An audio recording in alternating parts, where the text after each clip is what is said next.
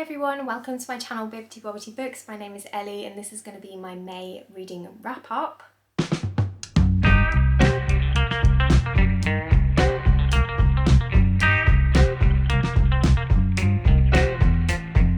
So I didn't read loads and loads in May. I actually had quite a lot going on in my personal life and reading just didn't take priority, and that's okay. I feel like reading hasn't really taken priority for the whole of this year so far. I've had a pretty bad reading year, but that's okay. This happens sometimes. I'm really hoping that now we're at the halfway mark, I can flip that and I can make a bit more time for reading and just change my attitude a little bit. But I do still have quite a few books to talk to you about today, and they're quite varied, so hopefully this will be quite an interesting video. So I'm just going to jump straight in with the first book that I picked up in May, and that is The Tainted Cup by Robert Jackson Bennett. So this was actually one of my most anticipated new releases for the year. I thought the premise sounded really interesting, and I also saw a lot of really positive early reviews for this book. So I had very high expectations. I set the bar very high, and I think that might have affected my reading experience a little bit with this one, which is a bit of a shame really, but I do have a lot of good things to say about this book. There were things that I liked, and there were also some things that just didn't work so well for me. But what is this book actually about? So this is actually a Sherlock and Watson style murder mystery, but it's set within this really complex bio-fantasy world. So the world is actually rampant with plant life and vegetation, and plants actually are very useful to the people in this world. They use it as their primary source of building material, but also the plants have other uses that are so creative. For example, you can have these big fungi within your home that act as air filtration systems. The lights are often lit by glowworms, and there's just loads of really cool and unique ways the plants are used within this story, and I just loved the whole world building. I loved how immersive it was and how different it was as well. I feel like I haven't read that many fantasy type stories with this kind of a setting and with this kind of a use for plants, so I really enjoyed that about this story. But the plot was basically following a murder investigation. Our main protagonist is a man called Din, and he is an assistant investigator working under the mysterious yet brilliant Anna, who is essentially the Sherlock character. And the two of them are investigating this murder, and they end up uncovering more than what they were expecting. And that's all I'm going to say about the general plot. But yeah, the fantasy elements in this story come from not only the unique plant life, but also from leviathans, because there are leviathans, big monsters out in the seas in this world, and the people spend a lot of their time and resources building these huge reinforcements along the coastlines to protect people and to try and keep these leviathans out. But the leviathans have a big influence on the magic within this world. It seems like the leviathan's blood has an effect on people, and there are people within this world that have been magically altered using the leviathan's blood. For example, our main character Din is what is known as an engraver, which means he essentially has a perfect memory, so he can remember minute details around him. He can literally engrave those memories, and of course that's incredibly useful when you are trying to solve a murder. So that is part of the reason why he is hired by Anna, the Sherlock character. And yeah, there was lots of interesting world building and fantastical elements within this story, but unfortunately the narrative style lent much more towards a murder mystery, and I just don't think I'm a big fan of murder mysteries, and that's definitely a me thing. I find the whole having this brilliant investigator that is picking up on all of these details and piecing together the clues and is telling us, you know, these reveals periodically throughout the story, but withholding information so they can have that big aha moment at the end where they say, see, this is what's really happening, let me tell you what I found out. I just find that whole style of storytelling a little bit irritating, and so for that reason I didn't necessarily gel that much with this particular story, despite the fact that it had a really fantastic world building. And I also just didn't love the characters. I feel like they fell quite flat. I couldn't really tell you much about our main character of Din other than the fact that he struggled with reading and writing. But aside from that, I couldn't really tell you about his motivations, his likes, his dislikes. He just read quite passive and just kind of ran around doing the bidding of this brilliant Anna without really asking any questions. And then of course we've got Anna, who was this kooky character who is obviously, you know, inspired by the Sherlock's characters.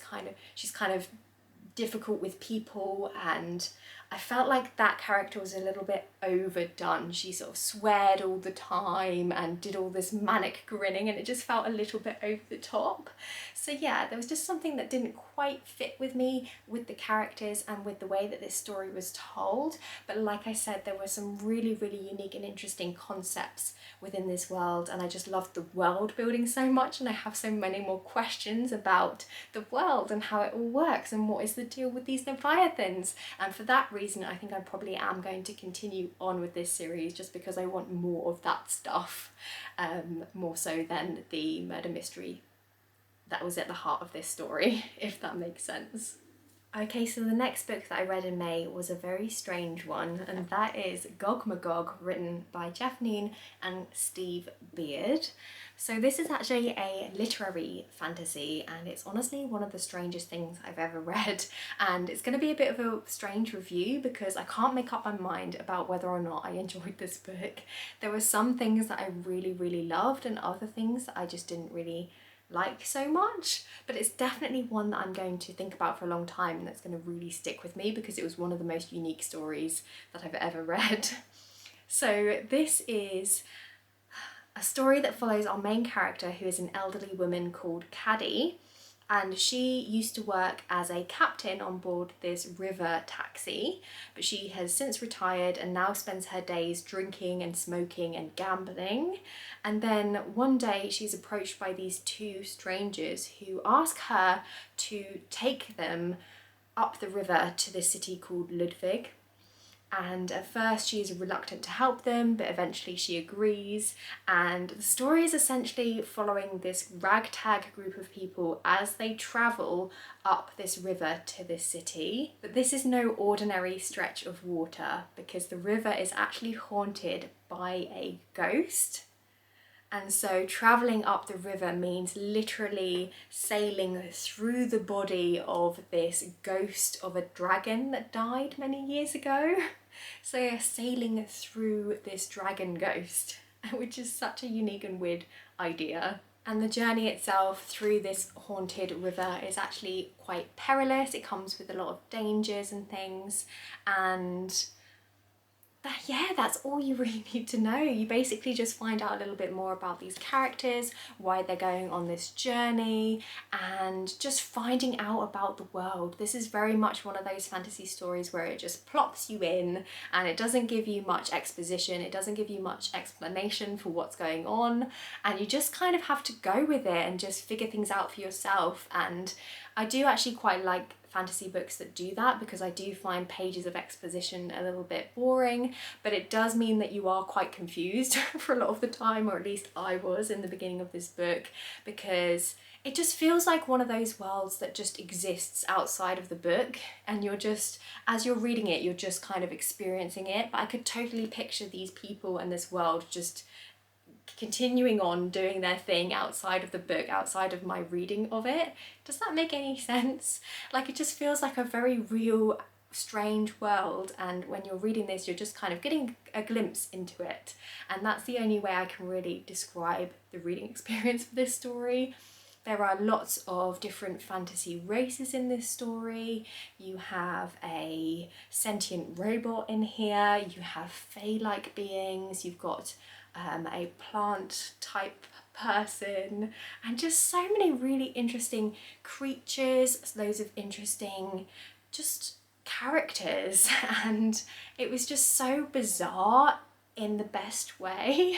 And those are the things that I really enjoyed about this story. I will say though that it felt a little bit episodic with each chapter, because although the story progresses in a linear way, in a chronological way, there is a little bit of a time jump between each chapter. So for me, that felt a little bit disjointed, and I felt like every time we started a new chapter I had to kind of reorientate myself and kind of get back into it, and it just made the flow a little bit disrupted.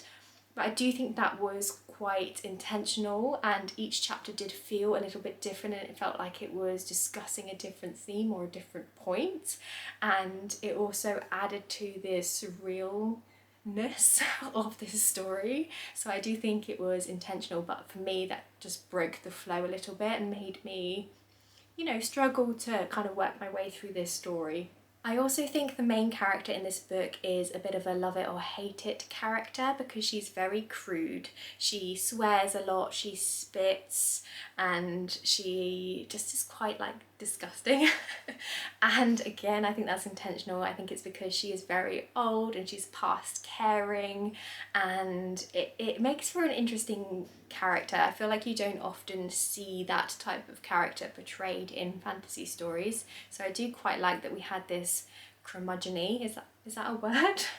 This kind of old grumpy character, and I did actually end up warming to her towards the end of the book, but it definitely took me a while, because in the beginning I just found her a little bit crude and a little bit abrupt, and I don't know, I just didn't really gel with her in the beginning, but I did start to like her towards the end, and I liked the things that we found out about her character throughout this book, and I found the way that she interacted with the other characters in this book and the relationships that she formed with the other characters quite interesting. So it was definitely a lot to sink your teeth into with this one. I will also say that there are some things that are left unresolved by the end of this story, so if that's something that might annoy you, then just be warned of that going in. You're not going to have everything wrapped up with a nice bow at the end of this story, but the sequel to this one is actually coming out in December, so you don't have to wait too long to hopefully get some of your answers. But yeah, I would recommend this to you if you like literary fantasy, if you like things that are a bit out there, things that push boundaries, things that are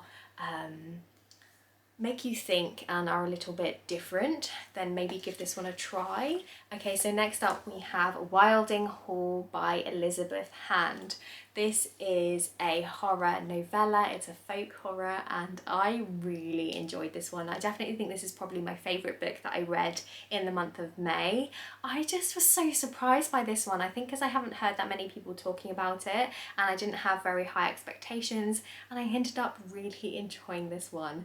This is a little horror story about a folk band in the 70s, and it's told in interview format. So it's told like the members of this band are being interviewed about their time when they were staying in this house called Wilding Hall. It's basically when they were writing their second album. They went and they stayed in this English manor house in the countryside just to kind of get away from it all, I suppose, and to feel inspired and to write their next album. So they spent a lot of time writing music, jamming together, and also taking drugs and drinking a lot of alcohol. So there's definitely an element of unreliable narrator within this book, but we're basically just hearing their experiences. We're hearing each member's account of what happened during their stay in this house, leading up to the disappearance of their lead singer.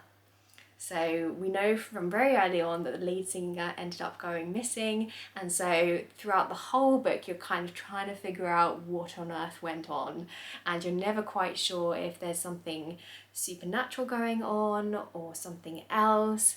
And I just really enjoyed this book, I think because the characters just felt so real. They're written so well, the dialogue is so clever, it really makes you feel like you get to know each member of these characters and the messy dynamics between each of the band members, and I just loved that. I loved also the setting. I love the fact that it was in this creepy manor house, and there were actually some really great descriptions of the English countryside, so I'll just read you a little bit to give you a flavour.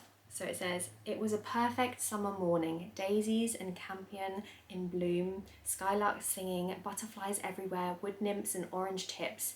Even though it was warm, Julian had on his old corduroy jacket, the one that you see in all the pictures.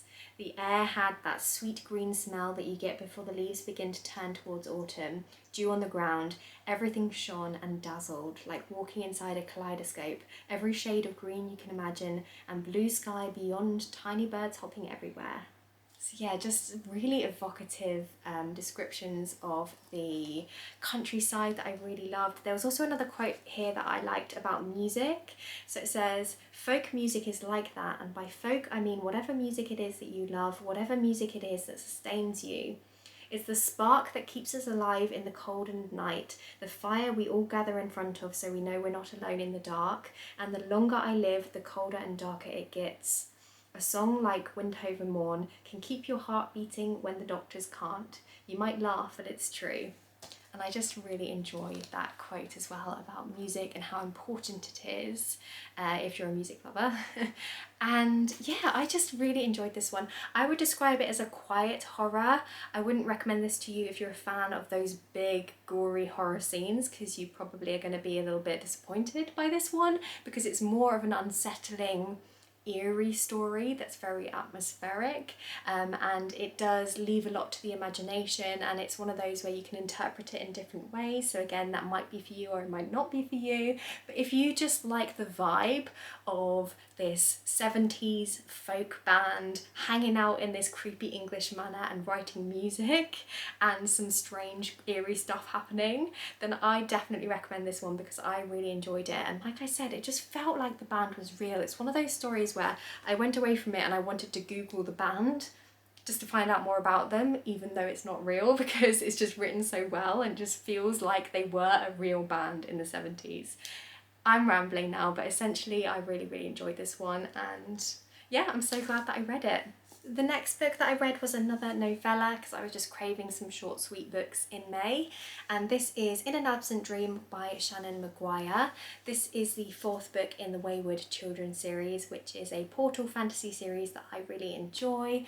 I've loved most of the books that I've read so far. I wasn't too keen on number 3, but yeah, I really did enjoy this one, and it was fun being back in this kind of a setting and back reading Shannon Maguire's writing, because I find her books just so easy to fall into. But essentially the premise for this story is that there are portals to other worlds, and sometimes children find these portals and they go through them and they have experiences, and some of these children end up coming back to our world and they're not happy about it. And so there's this woman called Eleanor West who created this school for these wayward children, which is basically a sanctuary for them where they can go and they can just be themselves and they don't have to feel judged, and they can sit and wait in safety for their portal or their doorway to open again, so that one day they can return to the fantasy world that is where they feel like they belong.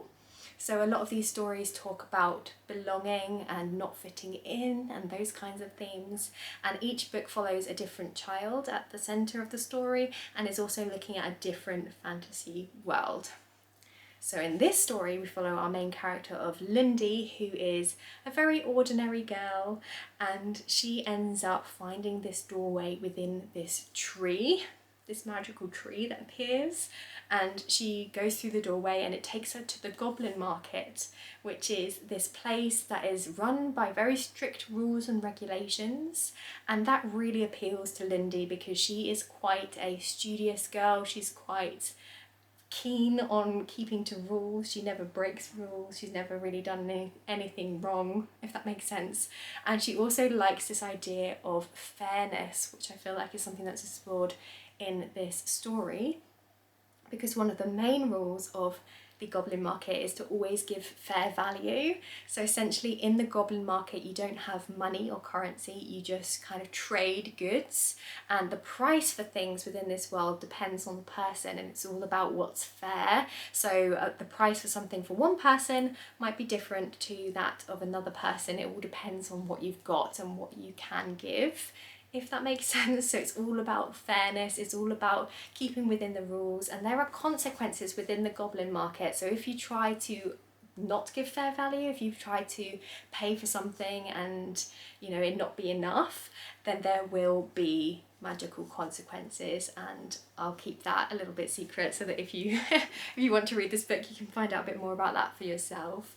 But yeah, there are lots of interesting themes in this book about not fitting in, but also about societal expectations. Lundy essentially runs away from you know, the expectations that are put on her shoulders, both from society and also from her family. She's also at that age where she is, you know, going from childhood into young adulthood, and she talks a little bit about how that's really difficult, and how as a woman, when you you know, go from being a child to being a young woman, people start to see you differently, start to act differently towards you, and how that can affect your sense of self, and also just can be quite a difficult and challenging time for some people. And it talks a little bit about that in this story, but it also talks about friendship and how far you will go for the people that you love, because Lindy doesn't really have many friends. Her dad is actually the headmaster of her school, I think,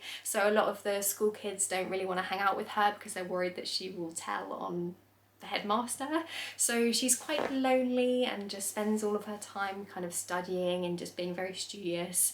And when she goes to the goblin market, she actually ends up meeting another little girl there, and the two of them form this very fast friendship, and it's discussing about, you know, about that really, and how far Lindy will go to protect this friendship. And yeah, lots of quite interesting themes within a very short book. Okay, I'm really sorry, the camera battery just died, so I had to just go and replace it. But I think I was just wrapping up my thoughts on this book. Essentially, I just really enjoy these stories. I think they're the perfect little palette cleanse because they're not too long, and I just really enjoy Shannon Maguire's writing and how she's able to take a relatively simple concept of this portal fantasy and make it a little bit more meaty by discussing some interesting themes within those stories. So yeah, I'm very glad that I read this one, and I'm excited to continue on with this series. And then the final book that I read in May was Emily Wilde's Map of the Otherlands, written by Heather Fawcett. So this is the sequel to Emily Wilde's Encyclopedia of Fairies, which I read when it first came out and I really enjoyed. So I was very excited to get to the sequel, and I can confirm that I did really enjoy this one as well.